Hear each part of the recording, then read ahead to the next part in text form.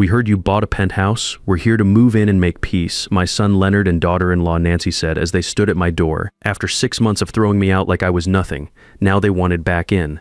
But what they saw when they stepped inside left them speechless. I'm Gerald Bennett, 62 years old. Never thought the people I'd sacrificed everything for would betray me like this. It all started when my wife Dorothy passed away from a stroke 2 years ago. For 38 years, I'd been the provider, the rock of this family. Built my electrical contracting business from nothing, worked 60-hour weeks to give them everything they needed. Dorothy and I, we were a team. She handled the books while I handled the field work. When Dorothy died, my world fell apart. The house we'd built our life in became this empty shell. In the first few months, Leonard and Nancy still came around.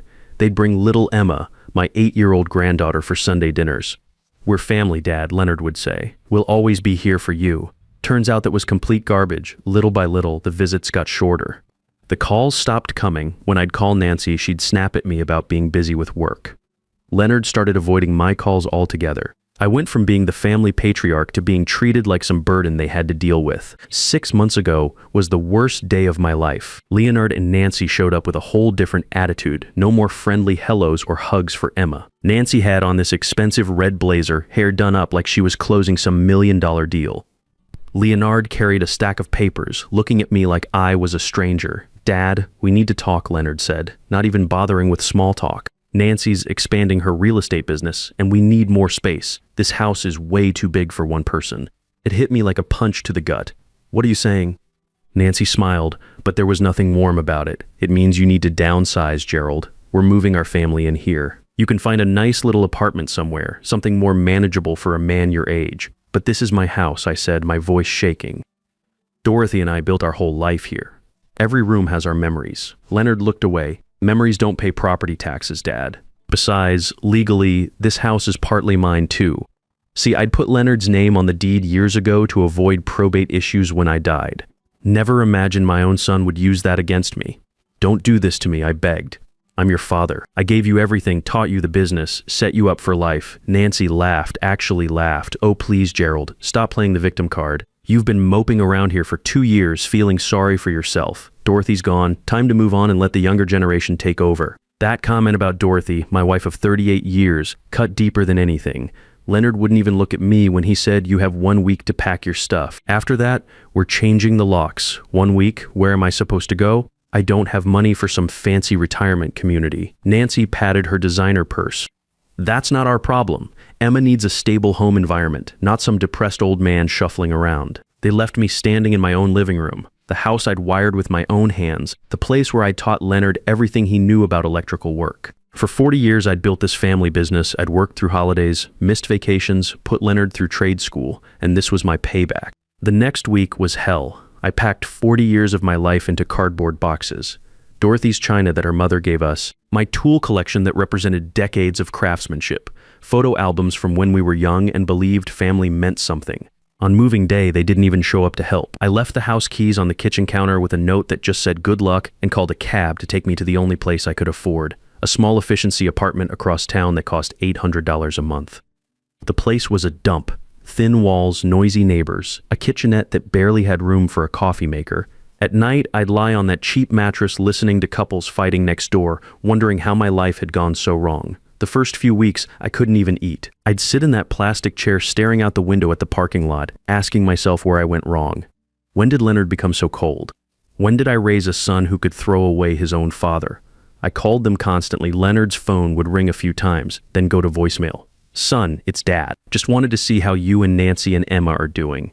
Call me back when you get this." He never did. I texted Nancy about Emma's school activities, about wanting to see my granddaughter. Hours later, I'd get back. "Stop bothering us. We don't need your interference." For 2 months, I lived like that, looking for odd electrical jobs to pay the bills. But at 62, nobody wanted to hire me for anything serious. "Try something easier," they'd say with fake sympathy. Easy. I'd been running electrical systems when these kids were in diapers. I bought the cheapest food I could find. Day-old bread, generic canned soup, whatever was marked down. Some days I'd eat one meal just to make the money stretch. Lost about 15 pounds, clothes hanging loose on me like I was shrinking away. One day I was walking past the mall and saw Nancy coming out of some upscale furniture store with bags full of expensive stuff. She was driving a new silver SUV I'd never seen before. Obviously, they were spending money hand over fist now that they had my house rent-free. I ran after her. Nancy, wait up. She turned around and saw me in my worn-out jacket and old work boots. The disgust on her face was like getting slapped. What do you want, Gerald? I just wanted to know how Emma's doing. How's school going? Is she still taking those art classes? Emma's fine, and she'll stay fine, as long as she doesn't have to deal with your negativity dragging her down. Nancy slammed the car door and drove off, leaving me standing there like some crazy homeless guy that night. Sitting in my cramped apartment, I made a decision. I was done begging, done humiliating myself for scraps of attention from people who'd thrown me away like garbage. If they wanted to treat me like I was dead, then fine, but I was going to find a way to stand on my own. 2 weeks later, while cleaning out some old boxes, I found something that changed everything. At the bottom of a cardboard box wrapped in an old shop rag was a small envelope I'd never seen before. Dorothy's handwriting on the outside. For Gerald, when you need it most. My hands were shaking as I opened it. Inside was a key and a letter in Dorothy's careful script. My dearest Gerald, if you're reading this, something has happened to me and you're probably struggling. There are things I never told you because I didn't want you to worry about money when we had everything we needed. I could barely breathe as I kept reading. Remember those insurance settlements from the accident in 2015 and the money from when your back got hurt on the Morrison job in 2017? I didn't just put that money in our checking account. I invested it, Gerald. Stocks, bonds, mutual funds. I read every financial magazine, learned everything I could. The paperwork is in safety deposit box 447 at First National. I did this because I love you and I wanted to make sure you'd never have to depend on anyone. The letter was 3 pages long. Dorothy had documented everything. She'd started with $50,000 from my back injury settlement and $75,000 from our car accident insurance payout. Over 10 years, she'd been quietly investing. Index funds, dividend-paying stocks, even some Apple and Microsoft shares she'd bought in 2012. She'd reinvested every dividend, never touched a penny. I put in about $300,000 total over the years. Her letter continued. Every bonus you got, every good month when the business did well, I'd skim a little off the top and invest it. You were always so worried about having enough for today, but I was planning for tomorrow. At the bottom, she'd written the numbers that made my heart stop. Total value as of my last statement in January, approximately $122 million. You're stronger than you know, Gerald. Show them who you really are.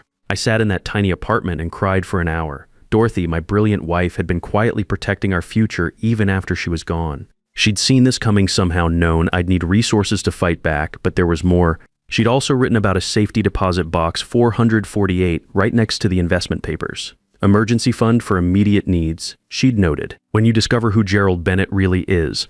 The next morning, I went to First National Bank. My hands were still shaking when I handed both keys to the teller. Safety deposit boxes 447 and 448, I said.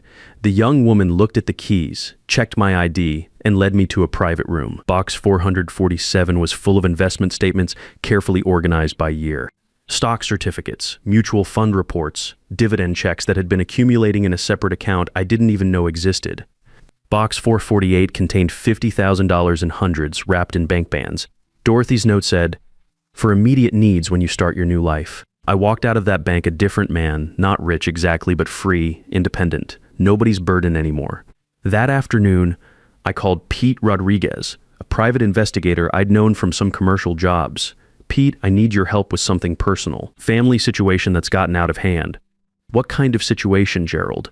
"Elder abuse. Financial manipulation. I need documentation and I need it done legally." We met at a diner downtown. Pete was a former cop, straight shooter, knew how to handle sensitive situations. I told him everything. The forced guardianship during my grief period, the house takeover, the way they'd isolated me from Emma. "This is textbook elder abuse," Pete said.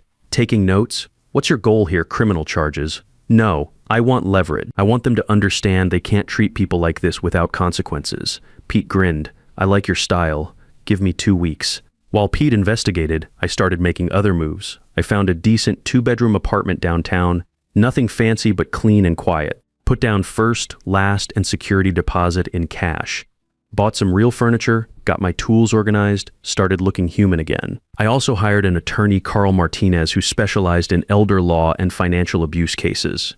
"I want to challenge the guardianship arrangement," I told him, "and I want to do it the right way through proper legal channels." Martinez reviewed the papers Leonard had pressured me to sign. "These were signed under duress during an acute grief period," he said. We can definitely challenge this, especially if we can document the abuse pattern. 2 weeks later, Pete came back with a file thick as a phone book. Photos of Nancy's shopping sprees, credit reports showing Leonard's business was drowning in debt, recordings of neighbors talking about the fights they heard every night from my old house. But the best evidence came from Nancy herself. Pete had gotten a friend to wear a wire at one of Nancy's real estate networking events. The recording was gold. "Oh, we finally got rid of the old man," Nancy's voice said clearly. Gerald was just moping around the house feeling sorry for himself. "We told him it was time to downsize, time to let the adults take over. He fought it at first, but when you put the legal pressure on these old guys, they fold pretty quick." "She's admitting to elder financial abuse," Martinez said, listening to the recording, "and your son signed documents under duress during your grief period. We can challenge this whole arrangement." But I wasn't done gathering ammunition. Through a shell company Martinez helped me set up, I quietly bought Leonard's business debt from the equipment financing company he owed. $35,000 for trucks and tools he'd bought trying to expand his contracting business. The financing company was happy to sell the debt at a discount they'd been having trouble collecting anyway. Now I was Leonard's creditor, and he had no idea his old man held the paper on everything that kept his business running. I also used my 40 years of connections in the electrical trade to find out what Nancy was up to with her real estate ambitions. Turned out her biggest potential client was a developer putting up a new shopping center on the east side. The general contractor was Mike Donovan, a guy I'd worked with for 15 years on commercial projects. One conversation over coffee was all it took. Nancy Bennett. Mike said when I mentioned her name, "Yeah, we were considering her agency for the retail leasing. But honestly, Gerald, we're probably going with someone more established. This is a $40 million project. We need someone with a proven track record." "Probably smart," I agreed. "These big developments, you can't afford to take chances." By the time we finished our coffee, Nancy's shot at the biggest commission of her career was dead in the water. She'd never know why. Meanwhile, Pete kept feeding me intelligence. Leonard's side business, some half-baked scheme to flip houses, had completely collapsed. He'd lost $60,000 of borrowed money and was working nights driving for a rideshare company just to make the minimum payments. "They're fighting every night," Pete reported. "Neighbors say it's gotten so bad. Mrs. Henderson next door called the police twice thinking it was domestic violence. Turns out it was just them screaming about money. Perfect. Let them get a taste of the stress and desperation I'd felt when they threw me out." 3 months into my campaign, I got the news I'd been waiting for. Pete called me on a Tuesday morning with barely contained excitement. "Gerald, they're in real trouble. Leonard's 2 months behind on his truck payments. Nancy lost that shopping center deal and 2 other potential clients backed out. Word is getting around that her agency is unreliable." "How unreliable?" I asked. "Reliable enough that she's been calling her old firm begging for her job back. They told her the position was filled." I pressed my lips together, remembering how Nancy had looked at me with disgust that day at the mall. "Anything else?" "The best part, they took out a home equity loan against your old house to cover Leonard's business losses. They're leveraged up to their eyeballs, and if Leonard's business doesn't turn around fast, they could lose everything." That night, I sat in my comfortable downtown apartment and made the final preparations. I'd bought some decent furniture, nothing flashy but quality stuff that showed a man who'd figured his life out. Got my hair cut properly, bought some good clothes that fit my new weight. Most importantly, I had Martinez draw up all the paperwork, debt forgiveness documents for Leonard's equipment loans, a structured settlement agreement that would clear their home equity debt, employment contracts with reliable electrical contractors who owed me favors, everything they needed to get their lives back on track, but it all came with conditions. Non-negotiable conditions that would establish exactly who had the power in this family from now on. The call came exactly when I expected it would. Leonard's number showing up on my phone after months of silence. I let it ring 4 times before answering, had to sound surprised. "Hello, Dad, it's Leonard." His voice was small, shaky, nothing like the confident man who'd thrown me out. "Leonard, how'd you get my number?" "Dad, we need to talk. Things are really bad here. Nancy and I heard you're doing well now. Someone said you have a penthouse or something." There it was. Not "I miss you" or "I'm sorry." Just the same old Leonard, sniffing around for what he could get from his old man. "A penthouse? Who told you that?" "One of Dorothy's old friends saw you at the bank. Said you looked like you were doing real well, Dad. I don't know what happened to you, but we're in serious trouble. I lost the house flipping business. Nancy's real estate career is falling apart, and we're behind on everything." I could hear desperation creeping into his voice. The same desperation I'd felt when they threw me out with nothing. "Sounds rough, son. Could we come see you? Maybe tomorrow afternoon?" "Nancy wants to apologize for how we handled things before. She knows we made mistakes." Sure she did. Mistakes like throwing away a meal ticket before they realized what they were giving up. All right, I said after a long pause. You can come by tomorrow at 2 p.m. But Leonard, I want complete honesty this time. No more lies about what you did to me or why you did it. Yes, Dad, I promise. Total honesty. And Leonard, don't come here expecting the same broken old man you threw out 6 months ago. Things have changed. After I hung up, I walked over to my window overlooking the city. Tomorrow, Leonard and Nancy would see exactly how much things had changed. They'd thrown out Gerald Bennett, thinking he was a weak old man with no options. Tomorrow, they'd meet the Gerald Bennett that Dorothy's love and planning had made possible. The one who'd learned to fight back smart instead of just taking whatever they dished out. I opened my laptop and reviewed the settlement documents one more time. Everything they needed to rebuild their lives, but only if they were willing to accept that the family power structure had permanently changed. By this time tomorrow, they'd understand that throwing people away has consequences, and sometimes those consequences come back to teach you lessons you never wanted to learn. At exactly 2 p.m. the next day, the buzzer rang. Mr. Bennett, your son and daughter-in-law are here to see you. Send them up. I positioned myself by the window with my back to the door, looking out over the downtown skyline. Wanted them to see the whole picture. First, the apartment, the view, the man who clearly wasn't broken anymore. The elevator opened. Slow footsteps across my hardwood floor. The doorbell. Come in. It's open, I said without turning around. The silence behind me was perfect. I could feel their shock, their confusion, their dawning realization that everything they thought they knew was wrong. Finally, I turned around. Leonard stood in my doorway looking like he'd aged 10 years and 6 months. Wrinkled shirt, deep circles under his eyes, the posture of a man who'd lost control of his life. Nancy beside him looked nothing like the confident real estate agent from before. Cheap dress, tired face, the hollow look of someone watching her dreams crumble. Hello, Leonard. Nancy. I kept my voice calm, neutral. Welcome to my place, Dad. This is... Leonard's voice cracked as he looked around at my furniture, the space, the obvious signs of a man who was doing just fine. How is this possible? When you left the house, you could barely afford that efficiency apartment. Sit down, I said, pointing to my leather sofa. We have a lot to discuss. They sat like robots, still trying to process what they were seeing. The contrast was perfect. Them, broken and desperate, sitting in the comfortable home of the man they'd discarded. Can I get you something to drink? I asked. Good coffee, bottled water, maybe some wine? Water's fine, Nancy whispered. I brought them crystal glasses and sat in my single chair facing them. One man in control, 2 people waiting for judgment. All right, I said slowly. You said you wanted to talk. I'm listening. Leonard cleared his throat, trying to find some dignity. Dad, first of all, we're sorry for how we treated you. We were stressed about money, about Nancy's business, about providing for Emma, stressed. I cut him off. So your solution was to throw your father out of his own house? We were wrong. Completely wrong, Leonard said, unable to meet my eyes. Nancy finally spoke, her voice shaking. Gerald, I said terrible things, called you names, made you feel worthless. These past months, watching our life fall apart, I finally understand what it feels like to be desperate and scared. Which terrible things, Nancy? Be specific. She went pale. I said you were moping around, that Dorothy was gone and you needed to move on. I said Emma needed a stable home without a depressed old man shuffling around. That's right. You did say that. I stood and walked to the window. In the reflection, I could see them hunched forward, waiting. You want to know something interesting? You both miscalculated completely. You thought you knew exactly who Gerald Bennett was, a lonely widower with no options, no resources, nobody to turn to. Turns out you never knew me at all. Dad, can you explain where this came from? Leonard asked. The apartment, the money, everything? Why do you want to know? Because you're curious about your old man, or because you're calculating how much you might be able to get? Leonard dropped his head. No good answer to that. I'll tell you a story, I said. When Dorothy died, I was exactly what you thought, a broken widower with limited resources. But when you betrayed me, I had to become someone different, someone stronger. I pulled out Dorothy's letter and handed it to Leonard. Your mother was smarter than any of us knew. For 10 years, she secretly invested our insurance settlements, bonuses, every extra dollar we made. She built us a future none of us saw coming. Leonard read with growing amazement. One bought her $2 million.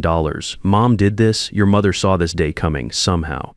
She knew I might need to stand on my own, and she made sure I'd have the tools to do it. Nancy burst into tears.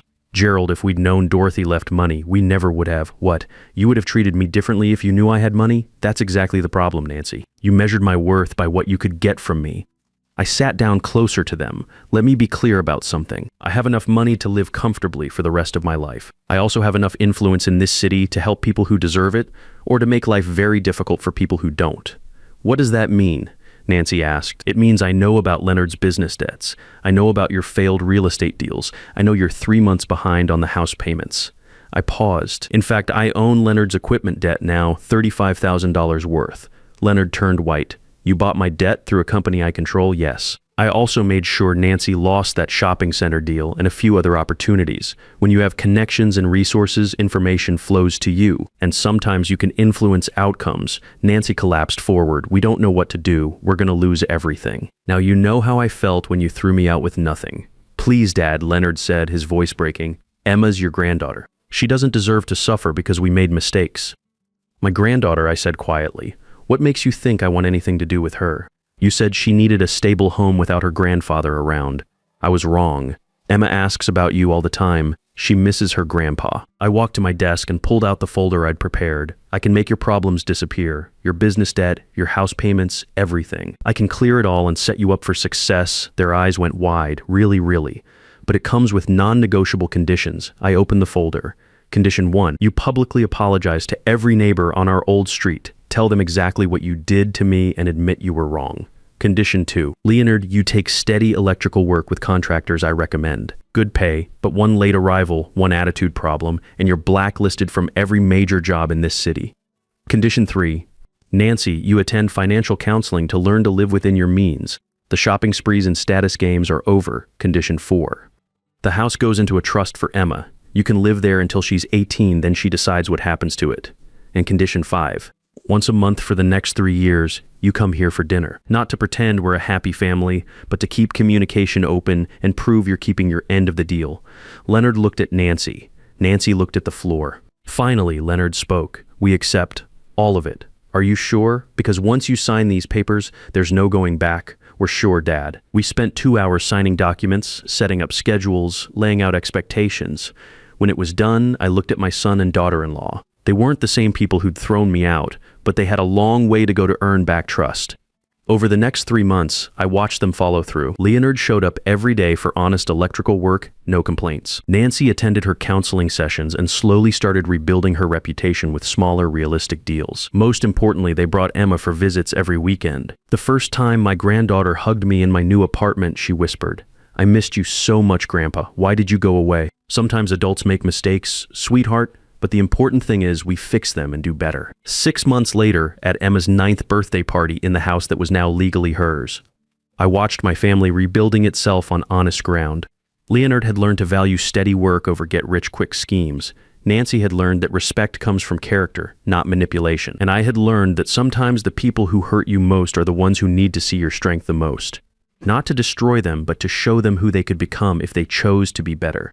Justice isn't always about punishment. Sometimes it's about teaching people the difference between what they want and what they deserve, and giving them the chance to earn both. Real strength isn't about having power over people, it's about knowing when to use that power to lift them up instead of tear them down. Family isn't just about blood or promises, it's about choosing every day to treat each other with the dignity and respect that builds something worth keeping.